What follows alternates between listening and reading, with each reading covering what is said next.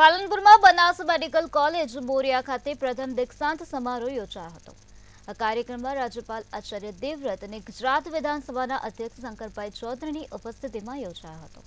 પ્રથમ બેચના 140 વિદ્યાર્થીઓને રાજ્યપાલના હસ્તે ડિગ્રી સર્ટિફિકેટ એનાયત કરવામાં આવ્યા હતા।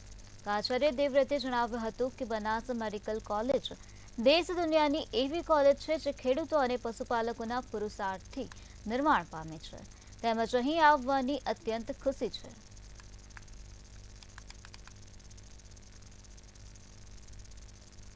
अन्य सभी छात्र छात्राएं जिन्होंने घोर परिश्रम करते हुए कई वर्षों तक तपस्या की है और आज वो विधिवत डॉक्टर बनकर कार्य क्षेत्र में जाने के लिए तैयार हैं, ऐसे सभी